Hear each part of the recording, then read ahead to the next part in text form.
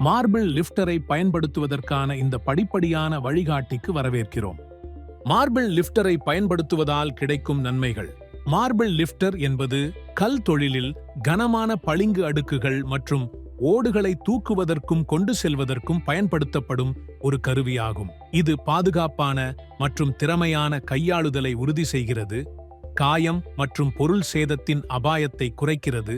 Marble லிஃப்டரின் பாகங்கள்: ஓ தூக்கும் காது உயரும் புள்ளி. ஓ கேஸ் ஹோல்டர் இயக்க வாயுவை சேமித்து வைக்கிறது. தொழிலாளர் சேமிப்பு சாதனம் கைமுறை முயற்சியை உருவாக்குகிறது. வெற்றிட பம்ப் உறிஞ்சுதலை உருவாக்குகிறது. உறிஞ்சும் கோப்பை பளிங்குடன் இணைக்கப்பட்டுள்ளது.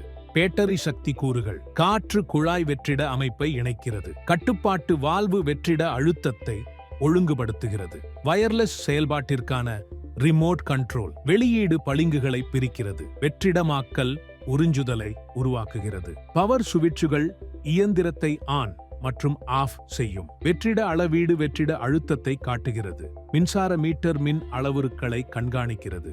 ஒத்த கருவிகளுடன் ஒப்பீடு.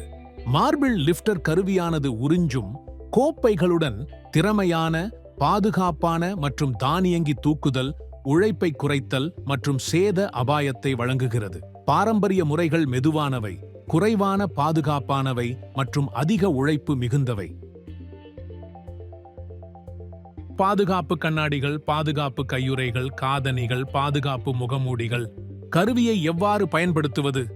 ஏதேனும் சேதம் ஏற்படுமா என சந்தையை ஆய்வு செய்து பாகங்களின் சரியான செயல்பாட்டை உறுதி செய்யவும். பளிங்கு அடுக்குகளை ஒரு நிலையான மேற்பரப்பில் பாதுகாப்பாக வைக்கவும். லிஃப்டர்கள் கைகள் அல்லது கவ்விகளுடன் ஸ்லாப்பை மையப்படுத்தி சீரமைக்கவும். ஸ்லாப் அளவு மற்றும் தடிமனுக்கு ஏற்றவாறு கைகள் அல்லது கவ்விகளை சரி செய்யவும். தூக்கும் பொறிமுறையை செயல்படுத்தி ஸ்லாப்பை மெதுவாக உயர்த்தி நிலைத்தன்மையை உறுதி செய்யவும். சில அசைவுகளை தவிர்த்து ஸ்லாப்பை கவனமாக கீழே இறக்கவும்.